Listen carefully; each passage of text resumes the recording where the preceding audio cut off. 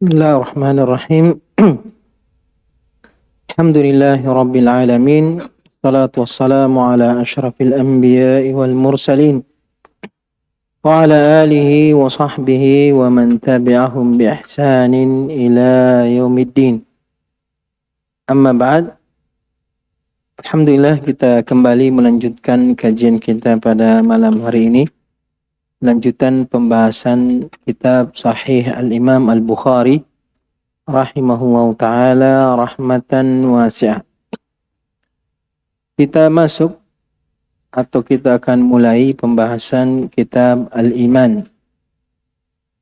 Kitab Al-Iman ini kitab yang kedua disebutkan oleh Imam Bukhari dalam kitabnya Sahih setelah kitab Bad'il Wahyi. Dalam kitab ini Imam Bukhari akan menjelaskan tentang keimanan dan hakikatnya. Begitu pula dengan cabang-cabang keimanan atau amalan-amalan, perkara-perkara yang berkaitan dengan keimanan.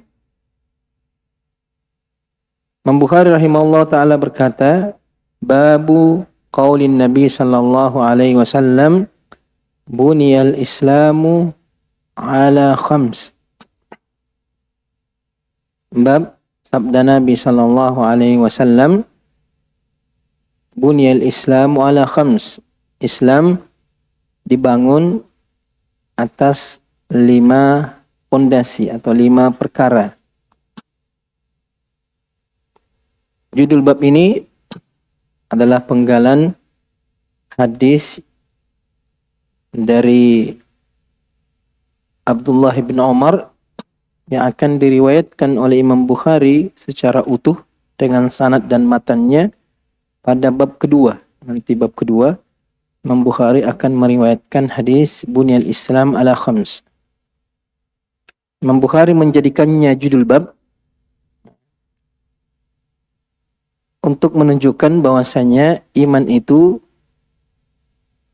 terdiri dari perkara-perkara keislaman. Bahwasanya keimanan itu bagian dari rukun Islam atau rukun Islam bagian dari keimanan. Bahwasanya iman itu harus diwujudkan dalam bentuk amalan.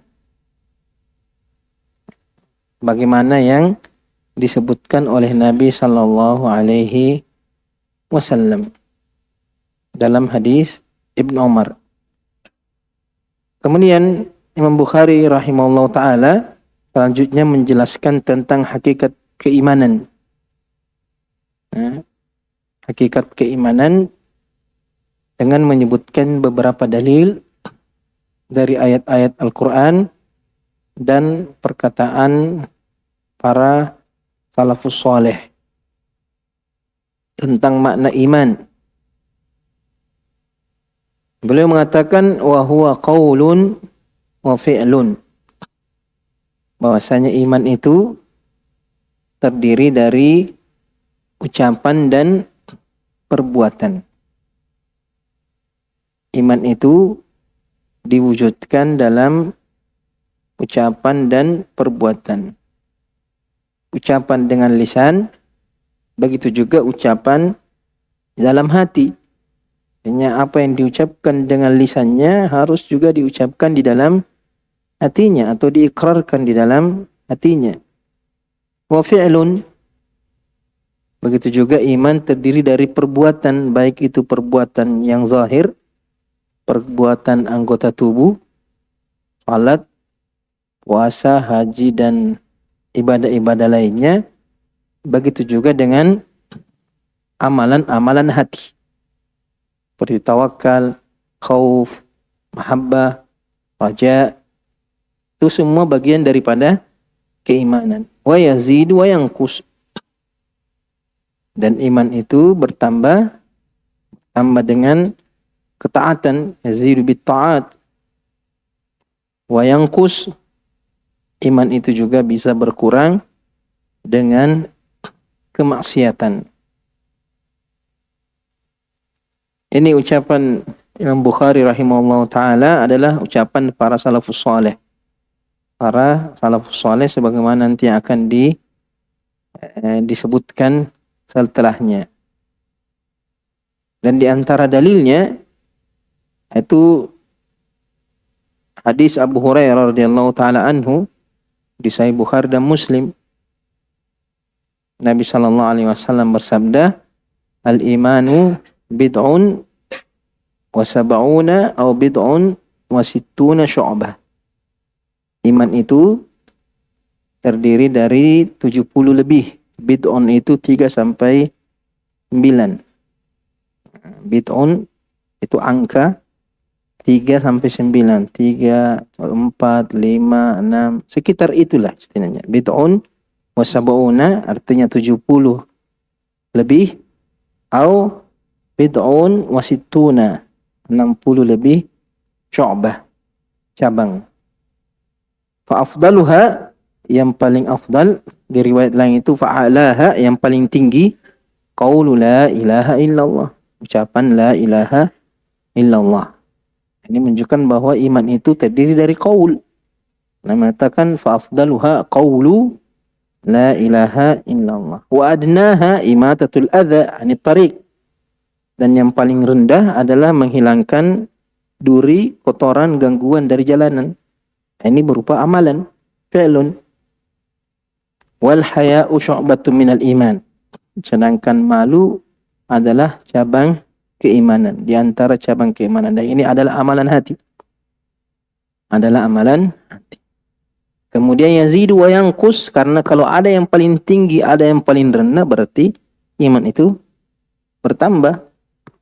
Suatu yang bertingkat-tingkat, ada yang mulai dari yang tertinggi sampai terendah, dari 70 lebih atau 60 lebih, berarti keimanan itu bisa naik, bisa turun. Nah, ketika dia melakukan amalan-amalan keimanan yang tinggi, maka imannya semakin tinggi. Kalau berkurang, amalannya berkurang, berarti juga keimanannya juga berkurang. Kemudian Imam Bukhari menyebutkan beberapa ayat dalil bahwasanya iman itu bertambah dan berkurang. Pertama, kalau Allah Subhanahu wa taala berfirman, ini di surat Al-Fath. Surah Al-Fath ayat 4, liyazdadu imanan ma'a imanihim. Walladzi anzala as-sakinata fi qulubil mu'minin liyazdadu imanan ma'a imanihim. Dialah Allah yang menurunkan as-sakinah, ketenangan, kedamaian, ketentraman di dalam hati orang-orang yang beriman, agar bertambah keimanan mereka dengan keimanan. Ini menunjukkan bahwasanya sakinah, ketenangan, kedamaian itu menambah keimanan. Adapun kekacauan, kegalauan, begitu juga dengan perkara-perkara yang buruk, itu mengurangi keimanan. Makanya kenapa majelis ilm itu di antara majelis yang sangat kuat menambah keimanan. Karena Allah menurunkan sakinah ketika orang duduk di majelis ilmu. Bagaimana Nabi SAW bersabda, "Majtama'a qaumun fi baiti min buyutillah yatluna kitaballah wa yatadarasuna fima bainahum illa nazalat alaihim as-sakinah." Inilah sakinah ini ketika kita duduk di majelis ilmu, kita mendengarkan ayat-ayat Al-Quran, kita mendengarkan hadis-hadis Nabi SAW, kita mendengarkan tentang surga, tentang neraka, tentang kebaikan, bahaya keburukan, itu memberikan kita ketenangan, memberikan kita kedamaian. Ketika hati menjadi tenang, damai, bertambah keimanan itu, tambah keimanan itu. Adapun hal-hal yang melalaikan, yang melupakan dari ketaatan, yang menjauhkan dari ibadah, itu tidak akan mendatangkan ketenangan. Banyak orang mencari ketenangan dengan hiburan-hiburan, dengan perkara-perkara yang melalaikan, akan terkadang traveling keliling dunia. Apa alasannya? Mencari ketenangan, refreshing. Padahal ada tempat mendapatkan ketenangan yang sangat banyak yang ada di sekitarnya, itu majelis ilmu. Kenapa sibuk cari ketenangan di luar? Bisa jadi bukan ketenangan yang didapatkan. Mungkin merasakan kenikmatan sesaat, tapi setelah itu haus lagi, galau lagi, pusing lagi, cari lagi yang lebih, cari, tidak akan puas. Bosan di sini, ke sana lagi. Tidak puas dengan sesuatu, cari lagi yang lain. Tidak ada yang akan bisa memuaskannya, karena dia mencari sesuatu bukan pada tempatnya. Mencari ketenangan bukan pada tempatnya. Makanya Allah Subhanahu wa taala menganugerahkan kepada orang-orang beriman ketenangan, kedamaian. Makanya ahli sunnah wal jamaah itu selalu menjaga kedamaian. Tidak suka kegaduhan, sudah tidak suka kekacauan. Karena kalau negeri itu kacau, tidak tenang, dipenuhi dengan kegaduhan, demonstrasi, bahkan bisa jadi dengan diangkat senjata melawan pemerintah, itu kita tidak bisa merasakan ketenangan. Kenapa? Di antaranya kita tidak bisa duduk di majelis ilmu, selalu merasa takut, selalu merasa cemas, sehingga kebanyakan iman itu hilang.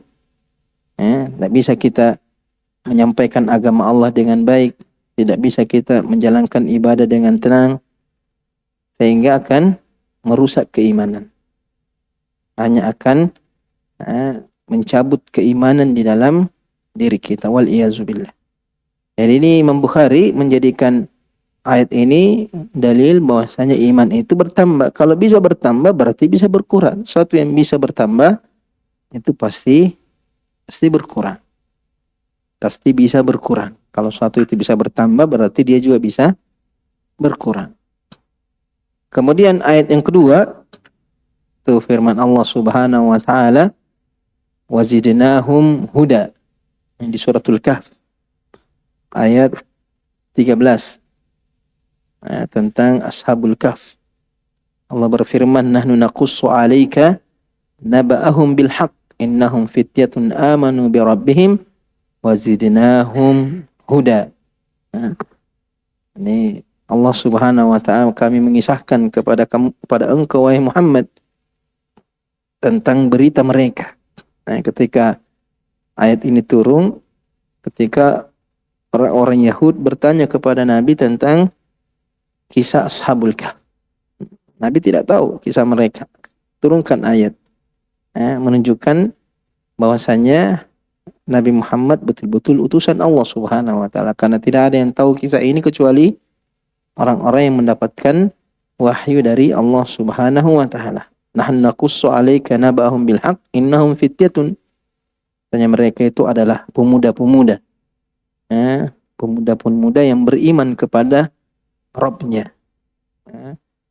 Beriman kepada Allah Subhanahu wa ta'ala dan mempertahankan keimanannya, menjaga keimanannya, menjauhi fitnah yang bisa merusak keimanannya, sehingga mereka meninggalkan negerinya, mencari ketenangan, mencari keamanan. Kemudian Allah Subhanahu wa taala menidurkan mereka di dalam gua. Wazidnahum huda. Dan kami tambah untuk mereka hidayah. Itu keimanan. Hidayah itu adalah keimanan. Balillahu yamunnu alaikum an hadakum lil iman. Menunjukkan bahwasanya hidayah itu bertambah dan hidayah itu adalah keimanan. Hidayah itu adalah keimanan. Ini menunjukkan bahwasanya orang yang selalu menjaga keimanannya, selalu memperhatikan keimanannya, itu Allah akan menambah keimanan seseorang. Jadi yang menambah keimanan Allah Subhanahu wa taala. Tidak ada yang bisa menambah keimanan kita kecuali Allah. Tapi kita mengambil sebab. Kalau kita mengambil sebab bertambahnya keimanan, maka Allah tambah keimanan kita. Tapi kalau kita tidak mengambil sebab hal-hal yang menambah keimanan, maka keimanan kita akan usang, makin berkurang, semakin lemah, dan bisa saja keimanan itu hilang dari diri kita. Wal-iyazubillah. Makanya pemuda-pemuda ini ketika dia beriman kepada Allah, dia menjaga keimanannya. Dia mempertahankan keimanannya. Bahkan berusaha mengajak orang lain untuk beriman. Jadi tidak cukup kita beriman kemudian kita diam saja. Nah, ini yang jadi masalah. Terkadang kenapa banyak orang-orang awalnya diberikan hidayah oleh Allah. Tapi awalnya dia merasa semangat. Dia berasa semangat untuk beribadah. Apalagi orang-orang yang baru hijrah. Semangat, saya antusias kan. Tapi lama-lama futur. Lama-lama kenikmatan beribadah yang dia rasakan di awal-awal hijrahnya itu sudah tidak terasa lagi. Dulu kalau dia mengaji sampai menangis-menangis. Dulu biar di mana pengajian dia datangi. Dia kalau salat malam dulu khusyuk sekali. Tapi lama-lama hilang. Kenapa? Karena dia tidak jaga. Allah Subhanahu wa taala kasih dia ini keimanan, pacobana. Kalau dia merasakan kenikmatan, dia tambah, dia jaga, dia perbaiki. Sehingga Allah tambah juga keimanan itu. Tapi kalau diberi, kemudian dia tidak peduli, dia abaikan, sudah dicabut keimanan. Nah, dia tidak mensyukuri nikmat iman itu, nikmat hidayah itu. Wa idh ta'adzana rabbukum la in syakartum azidannakum. Iman itu nikmat dari Allah Subhanahu wa taala. Hidayah itu nikmat dari Allah. Kalau kita syukuri, Allah tambah. Mensyukurinya itu dengan melakukan amalan-amalan yang memperkuat keimanan, yang menambah keimanan. Jadi pemuda ini setelah dia beriman, dia tidak diam begitu saja. Dia menjaga keimanannya, melindungi keimanannya, menjauhi hal-hal yang bisa merusak keimanannya. Kemudian dia berusaha mengajak orang lain untuk beriman. Ketika terhalang, karena penguasa pada waktu itu tidak mau menerima apa yang mereka dakwahkan, mereka pergi. Agar tidak terpengaruh, agar tidak meninggalkan keimanannya. Makanya Allah tambah keimanan orang-orang yang senantiasa menjaga keimanannya. Wazidnahum huda. Makanya di ayat yang lain Allah berfirman, alladzina jahadu fina lanahdiyannahum subulana. Harus ada mujahadah, harus ada usaha untuk mempertahankan keimanan dan untuk menjaga keimanan agar Allah menambah kualitas keimanan kita. Itu dengan majelis ilmi, di antaranya dengan memperbanyak doa, memperbanyak zikir, perbanyak ibadah, perbanyak amal soleh, perbanyak taubat. Sekecil apapun amalan itu akan menambah keimanan kita. Sedangkan kemaksiatan sekecil apapun akan merusak keimanan kita. Jangan menganggap bahwa perkara yang dibenci oleh Allah itu tidak mempengaruhi keimanan. Dia mempengaruhi. Kadang tidak kita rasakan. Dan itu justru itu bahayanya kalau kita tidak merasa bahwa maksiat itu mempengaruhi keimanan kita. Ibaratnya orang kalau sudah mati rasa, itu tidak merasa. Biar bagaimana sakitnya sudah tidak terasa lagi. Ibaratnya seperti orang yang sudah mati penciumannya. Biar bagaimana busuknya dia tidak cium lagi bau busuknya. Ya, makanya Nabi SAW mengatakan, man sarratu hasanatuhu fahuwa mu'min, wa man sa'atu sayyi'atuhu fahuwa mu'min. Siapa yang merasakan kebahagiaan, ada perasaan bahagia, tenang, damai ketika dia beribadah, sekecil apapun itu ibadah, sumpah dia bantu orang lain, ada perasaan, alhamdulillah saya sudah bantu orang lain. Ada perasaannya yang dia bahagia dengan ibadahnya, tidak menyesali. Beda dengan orang-orang munafikin, wala yunfiquna illa wahum karihun. Dia salat terpaksa, beribadah terpaksa, duduk di majelis ilmu terpaksa, dia mengaji terpaksa, murajaah terpaksa, semuanya dipaksa. Tidak ada perasaan bahagia ketika melakukan suatu ibadah. Itu masalah, itu ada masalah dalam hatinya. Tapi kalau dia ada perasaan tenangnya, itulah ta'amul iman. Itulah yang dimaksud ta'amul iman. Ketika dia melakukan amalan-amalan keimanan, dia merasakan sesuatu. Ada kenikmatan yang melebihi kenikmatan dunia, melebihi kenikmatan makanan, minuman. Dia rasakan lazah. Itulah ta'amul iman. Sedangkan Nabi mengatakan wa man sa'atu sayyi'atu fa huwa mu'min. Begitu juga kalau dia melakukan suatu keburukan, maksiat, ada perasaan tidak tenang, perasaan sedih, perasaan menyesal. Itu tanda bahwa dia beriman karena masih tahu bahwa dia sedang bermasalah. Sehingga dia bertobat, perbaiki diri, segera beristighfar. Tapi kalau dia sudah sepelekan, dia tidak peduli lagi, dia anggap tidak ada masalah. Bermaksiat, hafalanku aman-aman, dia tidak lupa hafalan Al-Quran, tak semakin lancar hafalannya. Berarti bagus ini. Bermaksiat menambah lancar hafalan. Bahaya sudah itu. Dia bermaksiat tapi nanti tidak pelajaran nahwu lancar semuanya. Itu bahaya sudah. Sama dengan orang yang ditambah kenikmatan dunianya sekalipun dia dalam keadaan maksiat. Hati-hati, sama juga itu. Ketika kita sudah merasa bahwa maksiat itu tidak mempengaruhi keimanan, tidak mempengaruhi hidayah. Hidayah termasuk itu. Maka hati-hati. Jadi Allah Subhanahu wa taala menyebutkan kisah Ashabul Kahf agar kita mengambil pelajaran dari mereka, bagaimana keteguhan mereka. Dan mereka itu pemuda semua. Pemuda. Anak-anak muda semua, umur-umur di masa mudanya. Karena masa muda itu adalah masa yang sangat baik, masa keemasan. Makanya Al-Mutanabbi mengatakan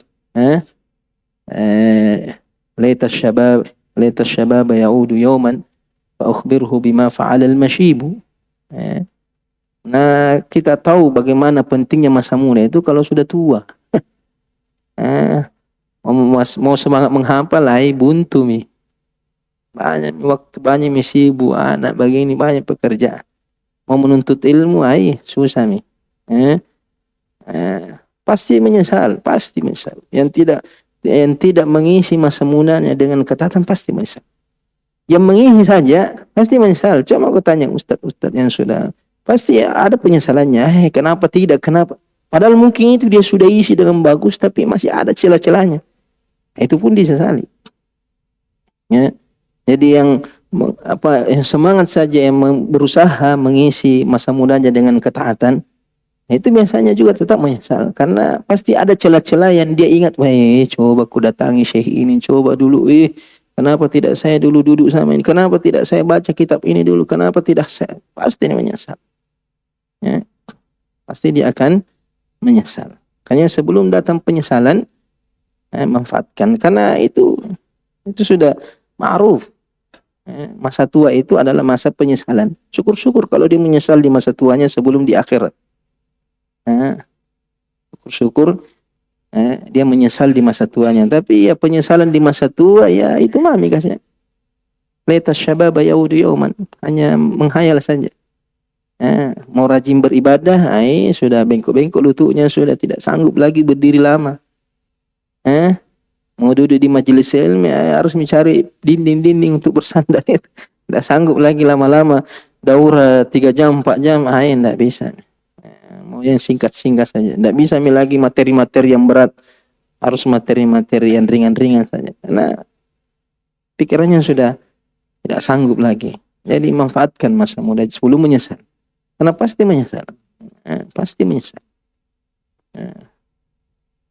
Kemudian ayat yang ketiga yang disebutkan oleh Imam Bukhari tentang dalil bertambahnya atau berkurangnya keimanan, Allah berfirman, wa yazidullahu alladzina tadaw huda. Wa yazidullahu alladzina tadaw huda. Allah Subhanahu wa taala menambah orang-orang yang mendapatkan hidayah dengan hidayah. Artinya kalau seseorang itu betul-betul menjaga hidayah yang telah Allah berikan, dia berusaha mengamalkan hidayah-hidayah yang Allah berikan, dia manfaatkan hidayah itu, maka Allah akan tambah. Maka Allah akan menambah hidayah tersebut. Terkadang hidayah itu tiba-tiba datang, terkadang tidak kita sadari. Kadang kalau kita lihat tanya-tanya orang-orang yang mendapat hidayah, terkadang tidak sadar, tidak sengaja dengar ceramah, ya tiba-tiba masuk di hatinya. Ya, jadi tiba-tiba lihat sesuatu, langsung tersentuh hatinya. Itu kan Allah bukakan pintu hidayah tanpa dia sadari. Kadang dia mendapatkan petunjuk dari Allah dari arah yang tidak dia sangka-sangka. Kan pernah saya dengarkan ada syekh cerita, ada seorang pemuda dia sewa hotel, kemudian dia ingin bermaksiat, dia memanggil wanita penzina, tapi lama datang, dipanggil masih di perjalanan, dia buka-buka TV, tiba-tiba dia dengar ceramah di situ, tiba-tiba terbuka channel orang ceramah. Ya karena Allah ingin dia hidayah, ya dia lihat. Akhirnya dia dapat hidayah. Kemudian dia pergi sholat, dia bertobat. Dia tinggalkan itu masih. Artinya dia tidak ingin, artinya dia buka TV itu mau lihat apakah nyanyian kafir. Tapi Allah inginkan dia lihat itu ceramah. Kan begitu, terkadang banyak orang seperti itu. Nah, itu Allah kasih hidayah. Tapi ini hidayah kalau tidak dijaga, dia tidak pergi belajar, dia tidak pergi dia tidak menambah dengan ibadah, dia berteman dengan orang-orang saleh, itu akan hilang. Ya. Jadi Allah Subhanahu wa taala ketika memberikan hidayah kepada seorang, berarti Allah ingin kebaikan kepada seseorang tersebut. Apabila dia jaga hidayah tersebut, maka Allah akan tambah hidayah untuknya. Selama dia menjaganya. Selama dia berusaha untuk menambah kualitas keimanan yang Allah telah berikan kepadanya. Dan kita semua alhamdulillah termasuk orang-orang yang beruntung karena hidayah itu, keimanan itu sudah kita dapatkan sejak kita lahir. Artinya sejak kecil kita dilahirkan dari orang tua yang beriman, kita dididik dalam pendidikan Islam. Ini nikmat dari Allah Subhanahu wa taala. Cuma sayangnya banyak dari kaum muslimin tidak mensyukuri nikmat tersebut. Akhirnya apa? Mereka melalaikan itu keimanan. Dia beriman, dia muslim tapi tidak salat, tidak puasa, bermaksiat, jauh dari majelis ilmu. Akhirnya keimanan itu semakin melemah. Kan tidak sedikit yang dicabut keimanannya. Ada yang murtad, ada yang keluar dari keislamannya, apakah dia sadar atau tidak dia sadari. Sedangkan banyak dari saudara-saudara kita yang mu'allaf itu, dia tidak dilahirkan dalam keadaan Islam. Artinya keluarganya bukan keluarga yang muslim. Sehingga dia harus berusaha. Dia mengejar, dia mencari. Allah memberikan hidayah. Kadang tanpa dia cari, tiba-tiba Allah kasih. Lewat di satu jalan dengar azan, masuk hidayah, sudah masuk Islam. Lihat orang salat, tertarik dengan ibadah salat, langsung masuk. Kan terkadang dia keluar rumah tidak ada pikirannya dia akan masuk Islam pada hari itu, tidak ada pikirannya. Cuma ya hidayah Allah kasih kepada siapa yang Allah inginkan. Jadi terkadang Allah Subhanahu wa taala memberikan kita suatu nikmat agar kita bisa menjaga nikmat tersebut. Kalau kita tidak menjaganya, maka nikmat itu akan diambil oleh Allah Subhanahu wa taala, termasuk hidayah ini. Kemudian ayat yang keempat, Imam Bukhari menyebutkan firman Allah Subhanahu wa taala, "Walladzina tadaw zadahum hudan wa atahum taqwahum. Walladzina ihtadaw zadahum huda wa atahum taqwahum. Ini mirip dengan ayat sebelumnya. Orang-orang yang mendapat petunjuk, Allah menambah kepada mereka petunjuk. Wa atahum taqwahum, dan Allah memberikan mereka ketakwaan kepada mereka, berupa amal soleh, berupa hidayah menjalankan perintah Allah dan menjauhi larangannya. Kemudian ayat selanjutnya, ayat yang kelima, firman Allah Subhanahu wa taala, wa yazdadal ladzina amanu imana. Ini di surah Al-Muddatsir ayat 31. Ketika Allah Subhanahu wa taala mengisahkan tentang malaikat yang menjaga api neraka. Alaiha tis'ata asyar. Yang menjaga neraka jahanam itu ada 19 malaikat. Wa ma ja'alna ashaban nari illa malaikat. Kami tidak menjadikan penjaga neraka itu kecuali para malaikat. Mungkin ada yang mengatakan berarti malaikat diazab di dalam neraka. Tidak. Jangan pakai logika di sini. Mereka menjaga neraka bukan berarti mereka diazab ikut bersama ahli neraka. Tidak. Wa ma ja'alna iddatahum illa fitnatan lil ladzina kafaru. Allah Subhanahu wa taala mengatakan kami tidak menjadikan jumlah itu 19 itu kecuali sebagai fitnah. Bertanya kenapa 19 saja? Kenapa tidak 20? Kasih lengkap 20. Kenapa tidak? Tidak. Itu yang disebutkan oleh Allah, itu yang kita imani. Artinya perkara-perkara gaib itu sebagai fitnah. Allah menyebutkan perkara-perkara yang kadang tidak bisa diterima oleh akal, itu sebagai ujian, sebagai fitnah. Apakah kita mau beriman dengan apa yang Allah sampaikan dalam Al-Quran, dengan apa yang disampaikan oleh Nabi SAW dalam sunnahnya yang sahih, kita mau terima atau tidak? Makanya banyak sebagian orang, apalagi yang dirusak pemikirannya dengan ilmu filsafat, itu selalu mau melogikakan, tidak mau menerima ayat kecuali sesuai dengan logikanya, tidak mau menerima hadis kecuali sesuai dengan logikanya. Apalagi terkadang sampai kepada perkara-perkara akidah, perkara-perkara keimanan. Jadi Allah Subhanahu wa taala menyebutkan jumlah malaikat penjaga neraka dengan jumlah tersebut sebagai fitnah. Illadzina kafaru liyastaqina alladzina utul kitab wa yazdada alladzina amanu imana. Agar orang-orang yang diberikan ahli kitab itu semakin yakin dengan apa yang Allah sampaikan, dan orang-orang yang beriman itu bertambah keimanannya. Wala yartabal ladzina utul kitaba wal mu'minun. Orang-orang yang diberikan kitab dan beriman dengan kitab sucinya, begitu juga dengan orang-orang beriman, itu tidak merasa ragu dengan apa yang Allah Subhanahu wa taala sampaikan. Jelas perkara-perkara gaib itu justru menambah keimanan. Justru menambah keimanan bagi orang yang beriman. Sedangkan orang yang tidak beriman itu tambah menambah kekufurannya. Makanya ketika makanya fitnah itu menguji keimanan. Fitnah itu menguji keimanan. Jadi ketika Nabi SAW menceritakan tentang perjalanan Isra Mi'raj kepada kaum musyrikin, ada 3 kelompok.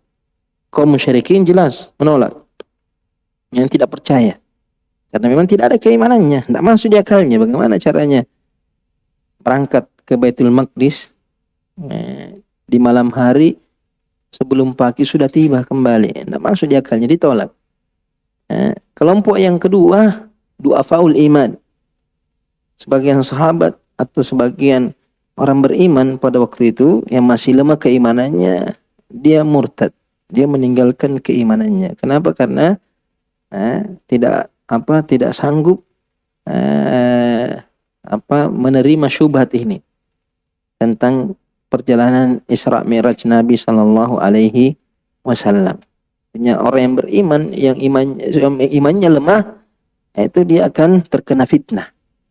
Tidak percaya dengan perkara-perkara gaib yang disampaikan oleh Allah dan Rasulnya. Sedangkan yang kuat keimanannya justru bertambah keimanannya. Seperti Abu Bakar Siddiq mengatakan, "Lau kana Muhammad qad qala faqad sadaq."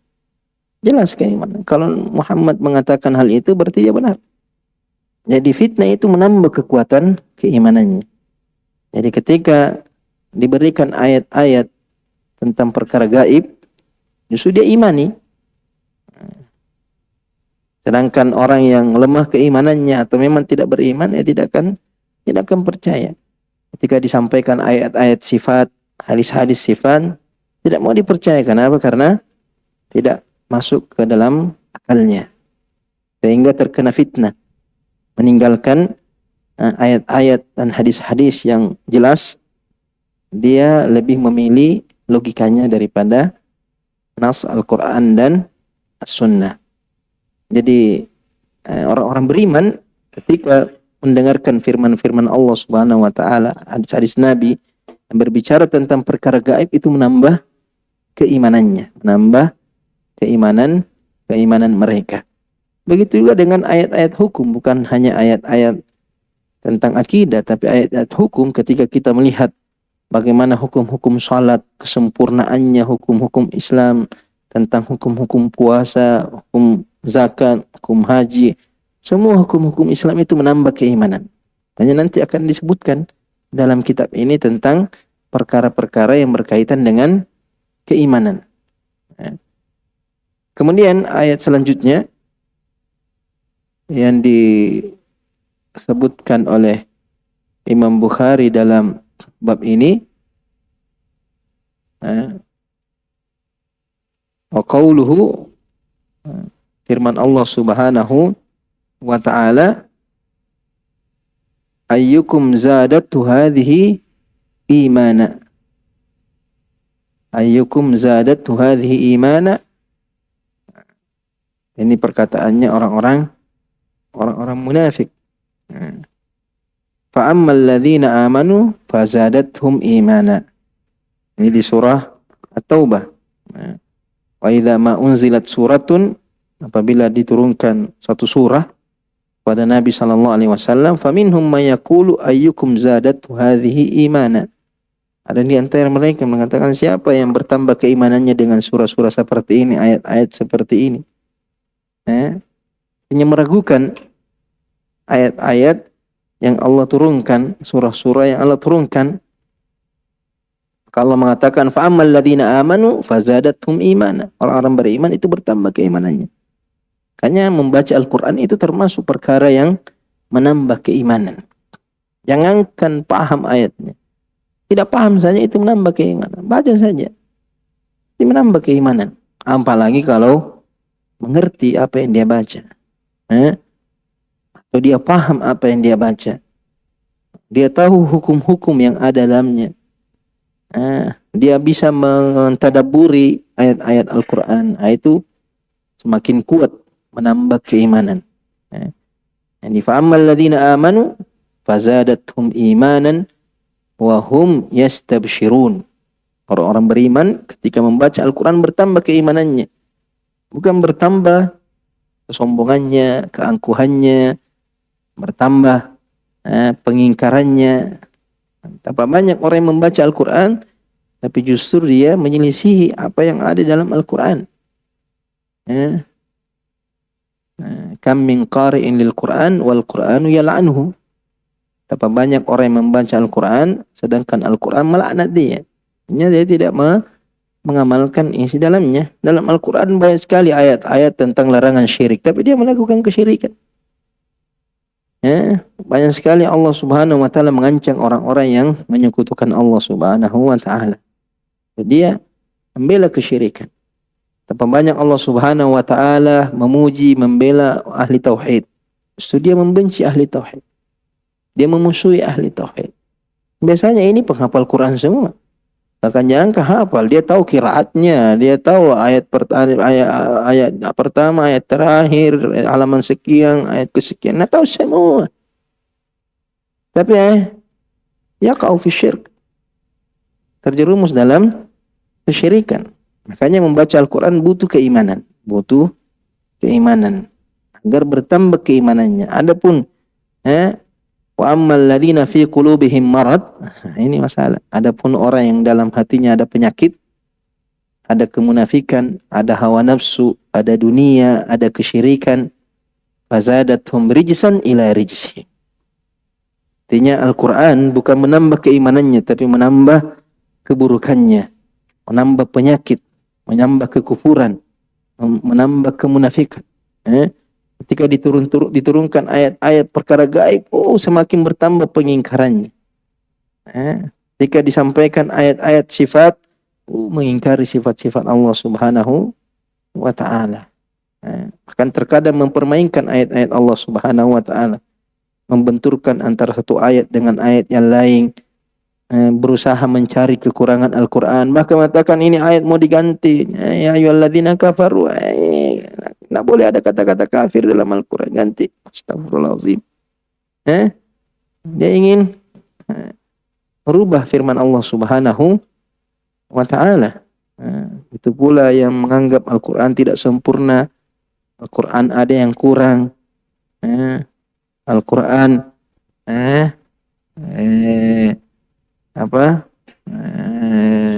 banyak perkataan-perkataan yang tidak pantas untuk disebutkan. Penghinaannya terhadap Al-Quran. Kemudian dia mengaku beriman, tapi Al-Quran tidak menambah keimanan, justru menambah dosa-dosanya saja. Wa matu wa hum kafirun. Mereka meninggal dalam keadaan kufur, sekalipun dia membaca Al-Quran. Kemudian ayat selanjutnya, wa qauluhu jalla dzikruhu fakhshawhum fazadahum imana. Fakhshawhum fazadahum imana. Ini di surah Ali Imran 173.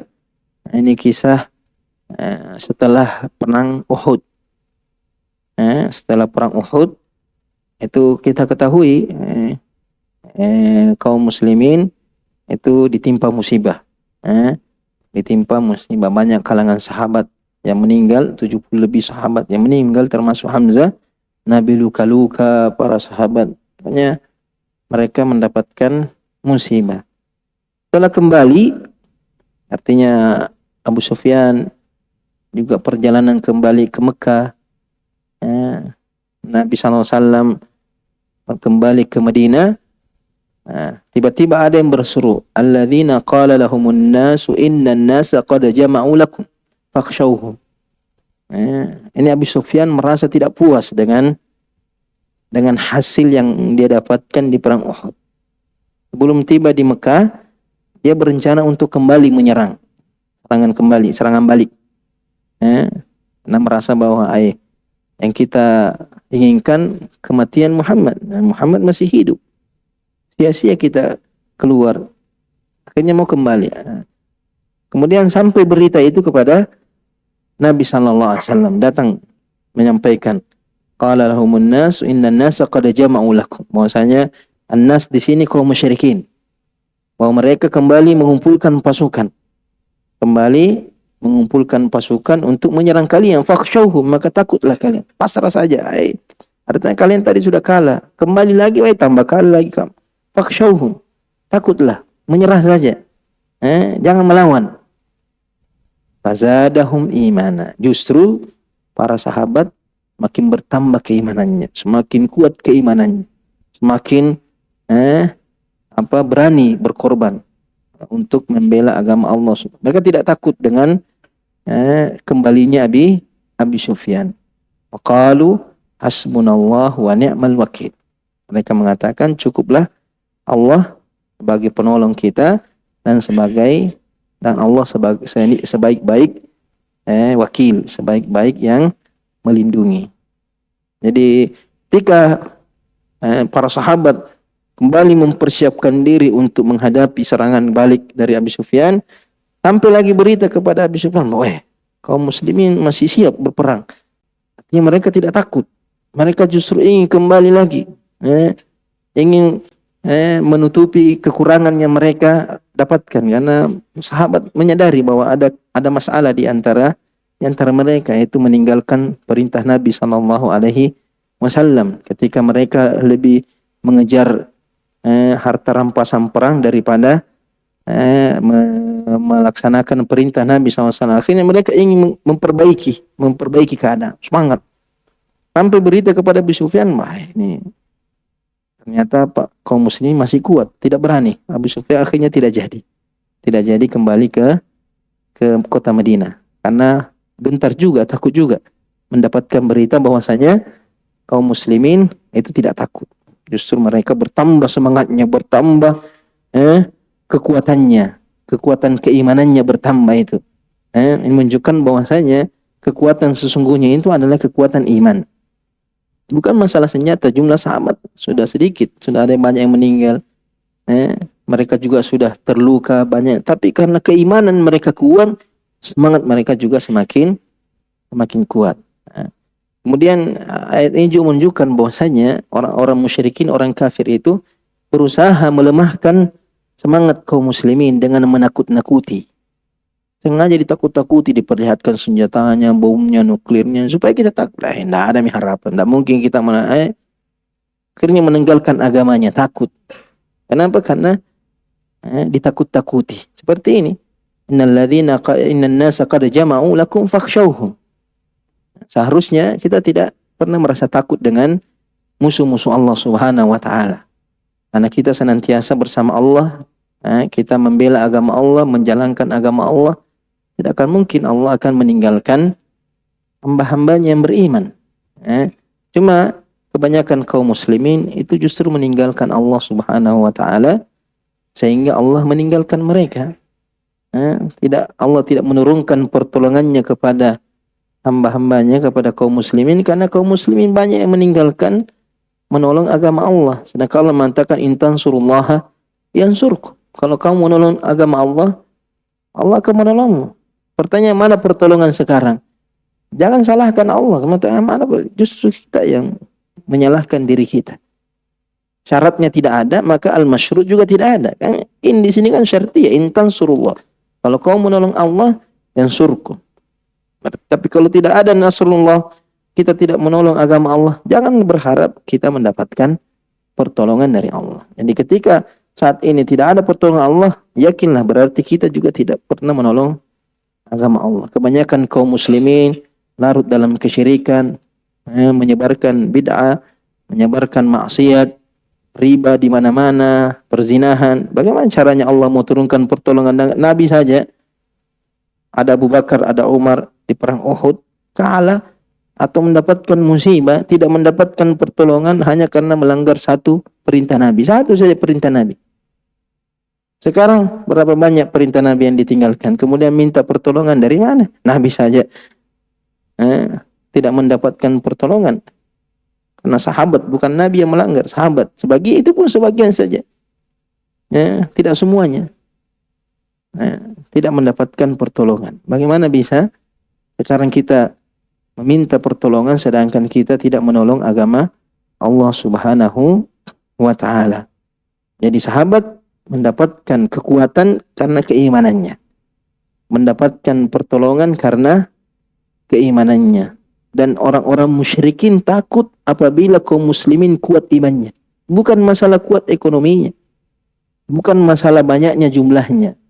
Hebatnya persenjataannya. Banyak apa kekurangan senjata kaum muslimin?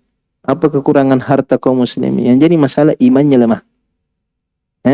Jadi di sini Abu Sufyan yang pada waktu itu masih dalam keadaan musyrik, pasukan musyrikin takut kepada para sahabat karena bertambahnya keimanan mereka. Tidak menampakkan kelemahan di hadapan musuh-musuhnya. Ini yang menjadi kunci kemenangan para sahabat. Kemudian bersandar hasbunallah wa ni'mal wakil. Bukan minta pertolongan sama orang-orang kafir, mengharap bantuan kepada orang-orang musyrik. Bagaimana caranya? Meminta perlindungan dari selain Allah Subhanahu wa taala. Bagaimana caranya bisa mendapatkan pertolongan dari Allah? Kemudian ayat yang terakhir yang disebutkan oleh Imam Bukhari, wa ma zadahum illa imanan wa taslima. Ini sama seperti ayat sebelumnya ketika sahabat melihat pasukan Ahzab, walamma ra'al mu'minuna al-ahzab qalu hadza ma wa'adana Allah wa rasuluhu wa sadaqallahu wa rasuluhu wa ma zadahum illa imanan wa taslima. Ketika Allah memberikan ujian, bukan dia semakin rusak keimanannya, semakin kuat keimanannya. Semakin ditimpa musibah, seharusnya semakin menambah keimanan kita. Jadi kalau dolar naik, harusnya iman kita juga semakin naik, bukan turun imannya. Semakin besar musibah, harus semakin kuat keimanan, karena kita bisa melewati segala musibah dengan keimanan. Bukan dengan dunia, bukan dengan kehebatan fisik, bukan dengan kehebatan beretorikanya ahli ekonomi. Kita tidak kekurangan ahli ekonomi. Kita tidak kekurangan apa-apa, kekurangan iman saja kepada Allah Subhanahu wa ta'ala. Jadi sahabat ketika melihat musuh-musuh dengan kekuatannya, bukan semakin takut, justru semakin berani dengan keimanannya, semakin kuat dengan keimanannya. Insyaallah nanti kita lanjut pembahasan berikutnya tentang penjelasan keimanan dari Imam Bukhari rahimahullahu ta'ala. Lanjut setelah azan. Bismillah.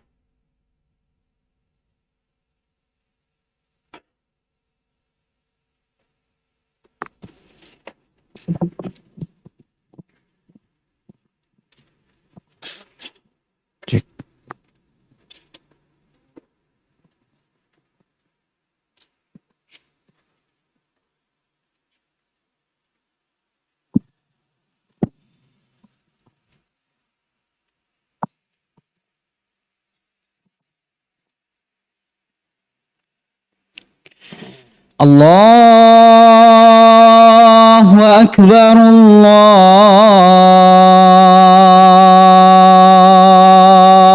Allahu Akbar.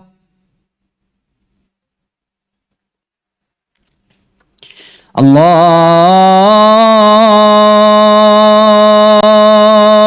Akbar,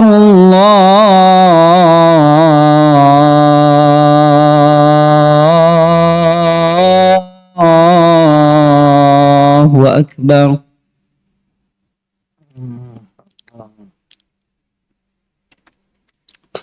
Asyhadu an la ilaha illallah.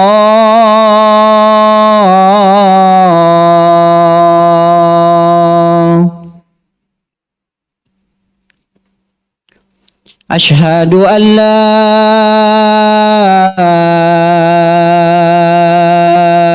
ilaha illallah.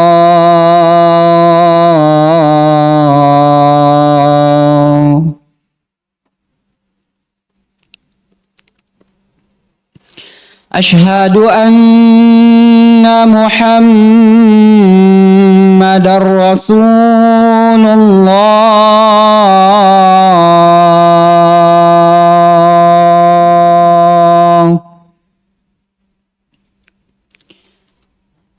Asyhadu anna Muhammadar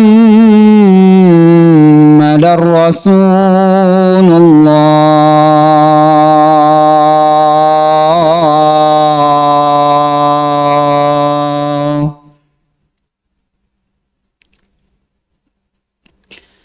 Hayya 'alas salah.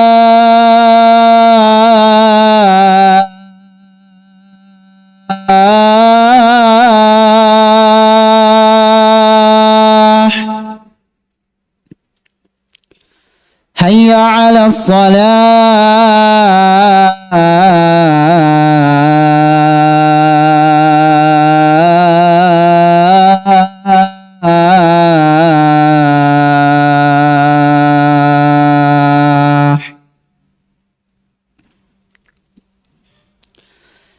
Hayya 'alal falah.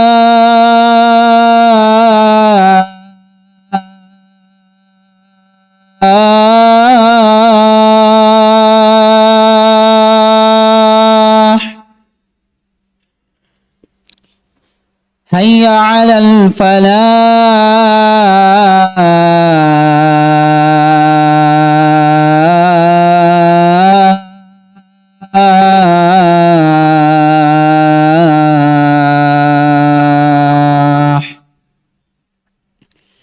Allah أكبر الله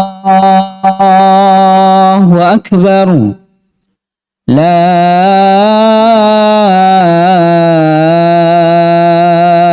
إله إلا الله.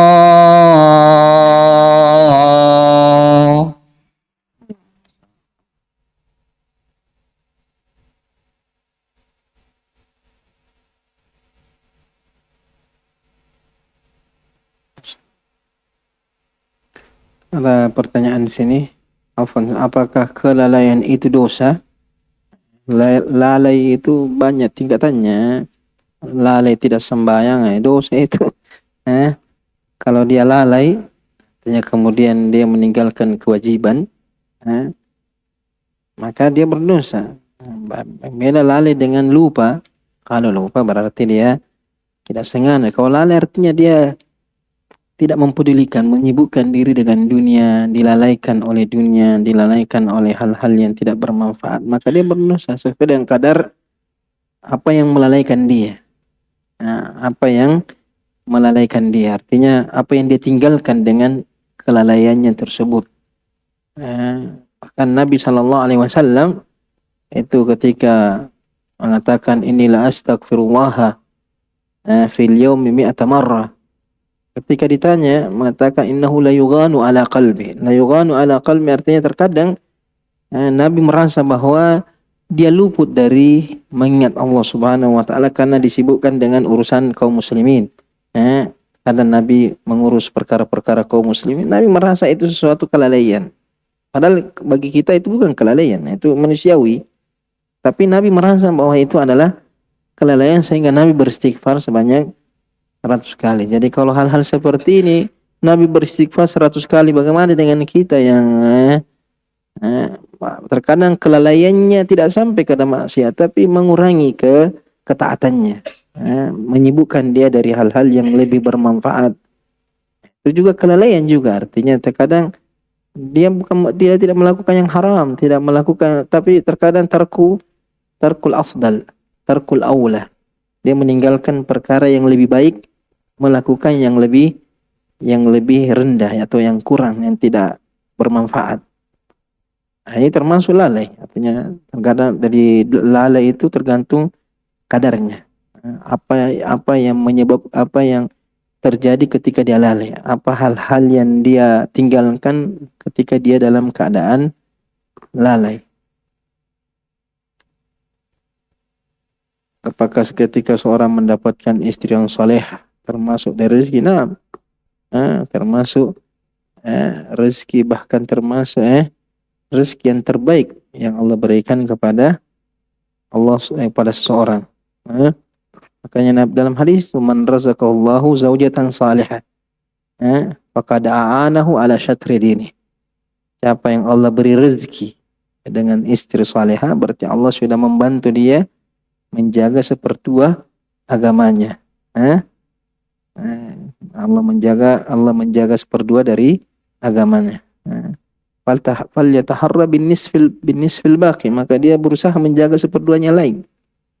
Jelas istri salihah termasuk rezeki yang terbaik yang Allah berikan kepada seseorang. Orang yang meninggal, tidak ada yang meninggal kecuali meninggal di bumi. Apakah ini perkataan Nabi? Wallahu alam. Apakah ada? Saya tidak mengingat ada hadis seperti ini. Wallahu alam. Artinya meninggal di luar bumi bagaimana? Artinya di keluar angkasa, mati di luar angkasa. Adakah yang meninggal di luar angkasa? Sudah ada? Belum ada tuh, sampai dibahas. Apakah sudah ada yang pergi ke Mars, meninggal di Mars? Yang jelas alam galaksi yang kita lihat ini masih dunia semua, masih dunia, masih langit dunia. Kita belum lihat pintunya langit dunia. Ketika Nabi melakukan perjalanan Isra, itu Nabi dibukakan pintu langit dunia. Sedangkan yang kita lihat semua ini belum, masih dalam dunia semua. Belum langit pertama, langit kedua, langit ketiga, belum.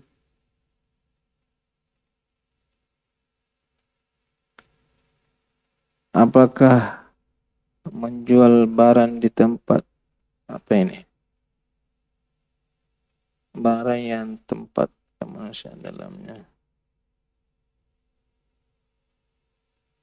Anda paham apa maksud ini? Apa metode yang paling tepat ketika kita baru mempelajari satu cabang ilmu?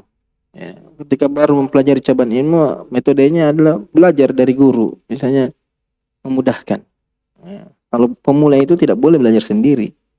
Harus cari guru yang membimbing dia. Mengukur kemampuan dia. Oh, kemampuanmu segini, kamu baca ini dulu.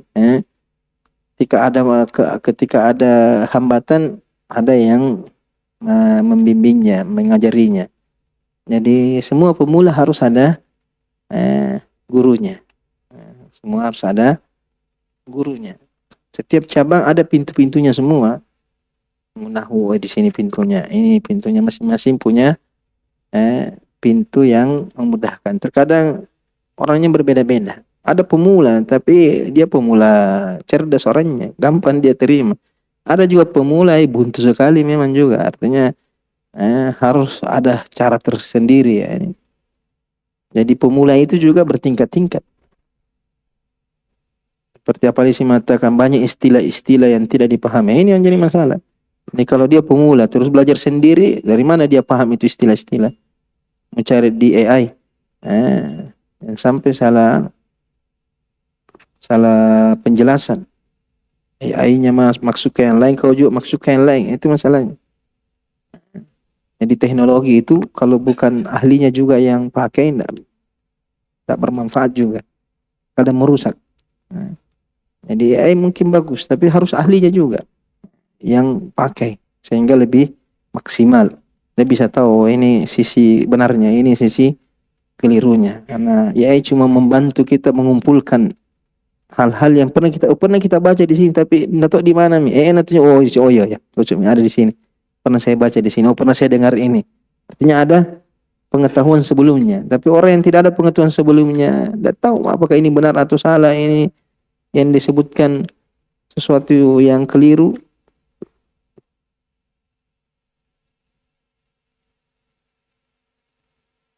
Apa beda Sahih Bukhari dan Sahih Muslim? Beda pengarangnya. Dari segi pengarang beda, Imam Bukhari gurunya Imam Muslim. Dari segi keilmuan memang beda juga. Memang keilmuannya Imam Bukhari lebih tinggi daripada keilmuan dari Imam Muslim. Kemudian dari segi penyusunan itu banyak juga bedanya. Kalau Imam Bukhari itu lebih banyak metode fikhiyahnya dia pakai. Artinya hadis tapi lebih mendominan ke fikih. Makanya lebih banyak istinbat hukumnya. Sedangkan Sahih Muslim dia hadis saja. Kebanyakan metode hadisiahnya lebih kuat. Makanya Imam Muslim itu tidak memisah-misah hadis. Satu hadis itu dikumpulkan di satu tempat. Beda Imam Bukhari. Ini pindah sini, ada disebut lagi dia di sana. Kemudian Imam Bukhari banyak memotong-motong hadis. Banyak memenggal-menggal hadis, banyak menyebutkan hadis mu'allaq. Imam Muslim tidak. Dan Imam Muslim itu tidak menyebutkan judul bab. Tidak ada judul babnya Sahih Muslim itu. Yang memberikan judul bab itu Imam Nawawi. Imam Muslim itu hanya menyebutkan Kitabul Iman, sebutkan semua hadis tentang iman. Kitabus Shalah, sebutkan semua hadis tentang. Tidak ada judul babnya. Ketika Imam Nawawi mensyarah Sahih Muslim, baru Imam Nawawi sebutkan judul bab untuk setiap hadis.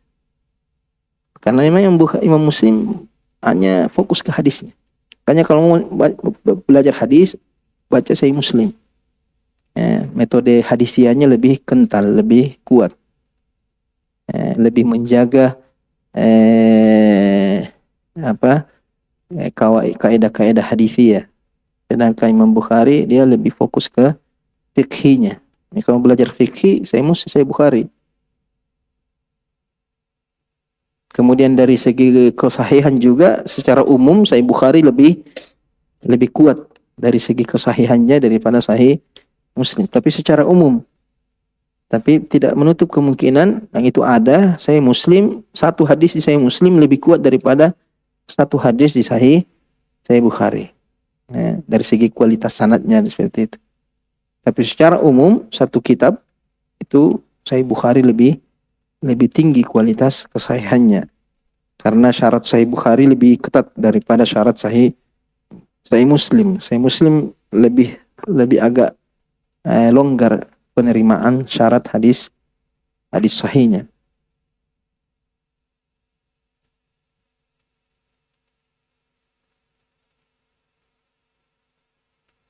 Saya merasa cemas, khawatir dengan masa depan. Belum tentu kau hidup di masa depan. Nggak perlu cemas. Hidup di masa sekarang saja. Masa depan, kata Nabi, likulli ghadin rizq. Setiap hari esok itu ada rezekinya. Tidak usah kau cemas. Belum tentu juga kau hidup masa depan. Jadi, fokus saja di masa sekarang. Apakah iman bertambah dengan jalan-jalan? Salah. Di suatu tempat yang indah kita mengagumi ciptaan Allah. Biar tidak jalan-jalan di sini banyak juga. Mau lihat gunung dari jauh kelihatan dari gunung dari sini. Cuma namanya ya refreshing, tidak ada masalah. Apa namanya juga manusia juga apa? Butuh istirahat, butuh menenangkan dari beban-beban pekerjaan, pikiran, boleh-boleh saja. Tapi itu jadi masalah terkadang kerjanya itu saja. Tiap hari keliling. Tidak ada kerjanya kecuali itu. Terus ibadahnya lemah. Artinya dia sibuk satu pekan dia kerja ini. Terus sebenarnya itu hanya sibuk menenangkan diri. Padahal dia butuh Allah, dia butuh ibadah. Dia butuh mendekatkan diri kepada Allah, bukan mendekatkan diri kepada dunia. Dan biasanya orang-orang yang seperti itu dia tidak akan mengagumi makanya dia tidak sholat saja tidak. Yang saya maksud tadi itu orang-orang yang dilalaikan dengan kesibukan dunia, kemudian dia mencari refreshing, ketenangan dengan berkeliling. Padahal pulang pusing lagi. Karena keluar lagi uangnya. Karena dia pikir berapa pengeluaranku ini. Kerja lagi. Itu saya nak kerja kumpul uang, pergi lagi traveling, habis lagi kerja. Tidak ada ketenangan. Sedangkan orang yang rajin beribadah dia terkadang tidak terlalu butuh pergi jalan-jalan. Kadang dia sekali-sekali tidak ada masalah. Silaturahim, mempererat ukhuwah, tidak ada masalah sekali-sekali. Kalau itu kerjanya setiap hari, setiap pekan, bahkan dia cari harta, kumpul uang hanya untuk itu saja. Dan tidak akan dapatkan ketenangan. Apakah ketika kita bermaksiat termasuk tanda bahwa Allah tidak memberkahi ilmu kita? Dan apakah itu juga tanda Allah akan mencabut ilmu? Ya, berbaik sangka saja kepada Allah. Bertaubat. Jangan berputus asa. Ini semua pintu-pintu syaitan. Ketika kita menuntut ilmu kemudian bermasalah tidak berberkah ilmu, akhirnya dia tinggalkan menuntut ilmu. Itu yang dicari oleh syaitan. Penuntut ilmu itu bukan berarti maksum, bukan berarti dia tidak melakukan dosa, pasti juga tapi orang yang menuntut ilmu, yang berberkah ilmunya, dia tahu apa yang dia harus lakukan ketika dia melakukan maksiat, apa yang harus dia lakukan ketika dia tergelincir kepada maksiat. Tapi kalau dia tidak sadarkan diri, artinya tidak bisa memperbaiki dirinya, itulah ya bisa jadi Allah mungkin tidak dicabut ilmunya, tapi keberkahan ilmu itu dia tidak dapatkan. Artinya ilmunya tidak menambah ketakwaannya kepada Allah Subhanahu wa taala, justru semakin jauh dari Allah Subhanahu wa taala. Jadi kembali saja kepada Allah Subhanahu wa taala setiap kali tergelincir.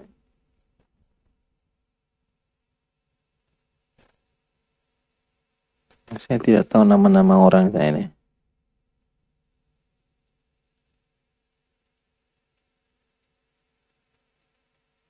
Apa hukumnya main game yang ada di dalamnya makhluk hidup? Mau makhluk hidup, mau makhluk mati. Makhluk mati semua itu. Ya termasuk itu. Perkara yang melalaikan. Perkara yang melalaikan. Tapi tadi itu tingkatkan lalainya itu tergantung juga.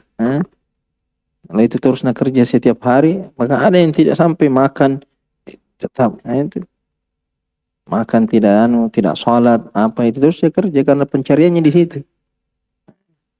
Tidak tinggalkan tempat dulunya berhari-hari. Nah, itu ada saya kenal kawan kembali dari Mesir pulang jadi gamer dia. La ilaha illallah. Gak pernah keluar dari rumah. Di dalam rumah beli makanan, tidak pernah keluar. Waliyazubillah. Sudah keterlaluan itu kalau begitu. Terakhir ini apa contoh bahwa kelemahan jiwa itu ketenangan jiwa menambah keimanan.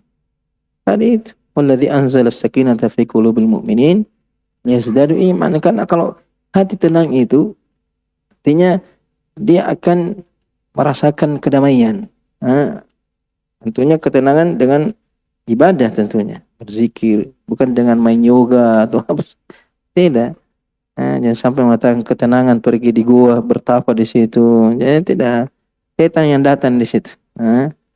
Tapi ketenangan seperti ala bizikrillah tatmainnul qulub. Makanya di antara 7 golongan itu yang mendapatkan naungan rajulun yadhkurullaha khafiyan fafadat ainah. Dia menyebut nama Allah dalam ketenangan, dalam keheningan, dalam kesendirian. Tidak ada orang, dia tengah malam, tidak ada keributan, tidak ada kegaduhan. Ya. Beda kalau semuanya lagi di pasar, makanya rasanya susah. Di pasar itu ribut orang, tidak bisa kita merasakan tidak bisa fokus dalam bertafakur apa semua. Tapi kalau di majelis ilmu kita dengarkan ayat, kita dengarkan hadis, itu ketenangan, tenang, hati itu tenang, hati itu tentram. Kita dapat musibah, suruh bersabar. Ketika kita mendapat nikmat, bersyukur, itu tenang. Orang yang ketika mendapat nikmat tidak bersyukur, itu kan biasanya bergejolak. Wah, mau beli ini, mau beli itu, dia pusing, apa aku beli. Semakin banyak uangnya semakin pusing. Karena semakin banyak kebutuhannya. Belum lagi kalau dia sombongkan apa itu, berarti tidak tenang karena dia tidak bersyukur. Begitu juga orang yang kena musibah, kalau dia bersabar tenang dia. Tapi kalau dia kena musibah, dia murka, mengamuk, marah-marah, pecah piring, ya anu salah, kau salah. Kena musibah, sembarang disalahkan, pemerintah disalahkan, menteri ini disalahkan. Semuanya disalahkan orang. Kenapa? Karena dia tidak ridho dengan apa yang Allah berikan. Akhirnya tidak bertambah keimanannya, maksiatnya bertambah karena tidak merasakan ketenangan, tidak merasakan ketentraman di dalam hatinya. Anak kecil itu yang meninggal berada di bawah penjagaan Nabi Ibrahim. Ini di kisah Isra Mi'raj. Nabi SAW melihat Nabi Ibrahim dikelilingi dengan anak-anak kecil. Malaikat mengatakan itu adalah anak-anak yang meninggal sebelum dia balik. Larangan membeli kucing. Ada larangan membeli. Nah, Nabi SAW an thamanil al-qit atau thamanil hirrah, harga atau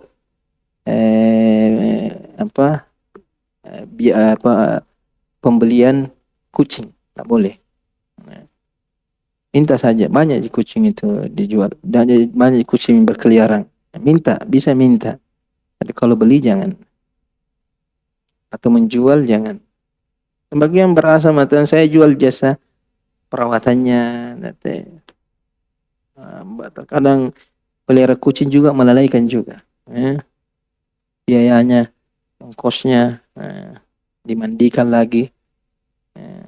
Kadang ongkos besar, masuk rumah sakit itu kucingnya biaya juga itu. Makanannya, susunya, padahal banyak manusia yang butuh makanan itu. Yang sholat, yang puasa, bukan berarti tidak boleh, tapi jangan sampai itu melalaikan. Kita sibuk urus kucing, sedangkan kita lalai dari membantu sesama kaum muslimin. kiat-kiat menambah keimanan. Banyak nanti insya Allah pembahasan ini semuanya tentang keimanan. Perbanyak amal soleh. Perbanyak amal soleh. Kemudian dekat-dekat dengan orang-orang yang selalu mengajak kita kepada keimanan. Ketika kita lihat selalu mengingatkan kita kepada Allah Subhanahu wa taala, mengingatkan kita kepada ketaatan. Insyaallah nanti kita lanjut pertemuan berikutnya. Subhanakallahumma bihamdik asyhadu an la ilaha illa anta astaghfiruka wa atubu ilaik. Assalamualaikum warahmatullahi wabarakatuh.